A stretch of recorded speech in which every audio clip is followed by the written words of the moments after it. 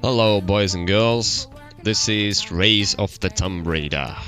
This game title actually needs a bit editing. Let's put that here. Also let's add that. And then that. Yep, this is the Rise of the Cutscene Raider, Assassin's Creed Edition, featuring Oprah Croft. So what is this game? In a nutshell, it's Assassin's Creed that features a drama queen. Remember back in the day when Lara Croft used to be this sophisticated English lady, very tough, had good manners, walked straight, and had a proper English accent? Welcome back. After that grueling business last year, I decided to build this assault course to hone my skills and learn some new ones. Well, not in this game. Here we have a cliché-riddled soap opera, a little girl with daddy issues betrayed by some chick screwing your father, and endless stream of drama-filled cutscenes. Tell me, Anna, were you recruited by Trinity before or after you started screwing my father? I loved Richard. Heartbreaking, really. Another thing I hated in this game is the eagle vision straight from the Assassin's Creed. It's like they're not even trying anymore. The game industry today is just the same bullshit released in a different cover. I keep mentioning Assassin's Creed over and over again. Well, there's a reason for that. I already mentioned the eagle vision. There's also lurking in bush, doing a silent assassination, crafting handmade explosives to use in combat, upgrading and adjusting your gear, weapons and clothing, and climbing from ledge to ledge, which are highlighted for you. And as usual with games these days, especially with console ports, they are so dumbed down, they're so easy. You step in a trap, the game slows down for you so you can take out the threat, and like with any good console game, you just have to spam a key to break it open and escape the scene.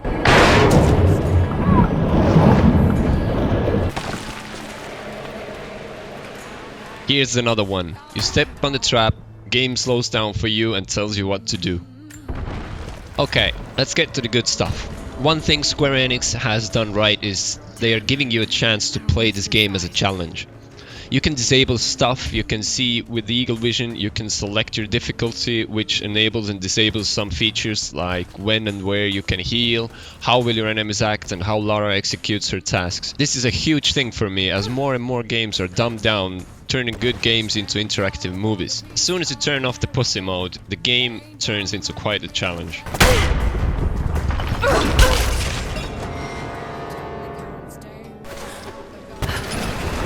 I'm very glad to see the puzzles are back.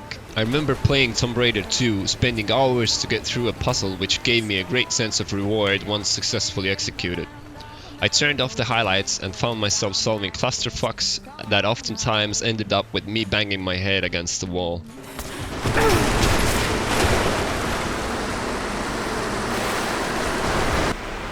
It's a shame though, that after every step you take, the game breaks into a cutscene. I could easily swim this part myself and have that extra immersion and challenge in the game.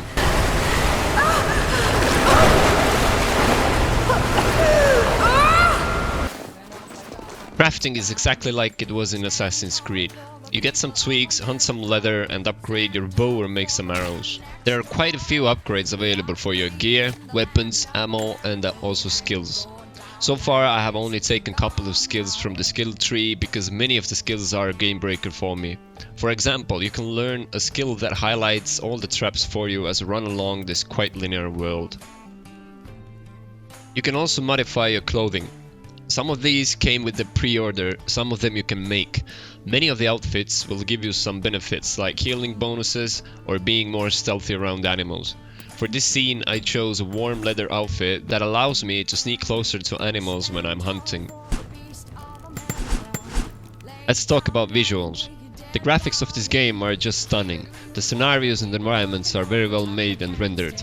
I'm running a 50-60 frames per second experience on my 4790K and GTX 970, and my settings are cranked up on very high, which makes the game a visual orgasm to explore. The snow is glittering, there is vapor in the caves, the water shimmers, and the animations make me feel like I'm part of the scene. At some point I felt like putting on a sweater while exploring the wintry parts of this game, as the cold and crispy environment felt very real. If you're running an Nvidia card, then you are in for a treat. Nvidia Hairworks engine allows you to enable true hair in the game, which changes how hair, grass, some trees and other tiny particles move and look. All this gives extra to the already gorgeous scenery to get lost in. I'm sad to say combat is mediocre in Rise of the Tomb Raider. You can easily walk up to your enemies, and while they stand a meter away from you, they fail to notice you standing tall on the ledge near them. You then throw a bottle to grab their attention, and one of them goes investigating. This is yet another cliché. So many games before have done this, and it's really getting old. Please try to come up with something original. Good part is that once they notice you, shit is going to hit the fan, especially when you play on higher difficulty. I managed to die many times while enemies were ganging up on me. There are parts to the game where you face a bit more difficult enemies and have to actually use your brain to overcome these situations.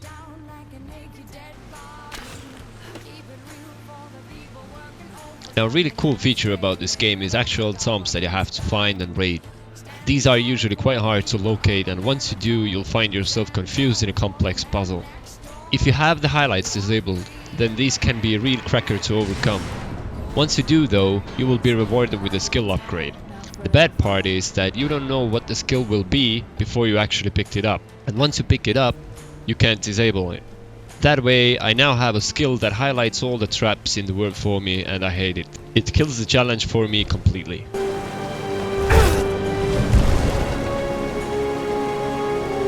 It's an ancient codex. Philosophical argument on the virtue of awareness.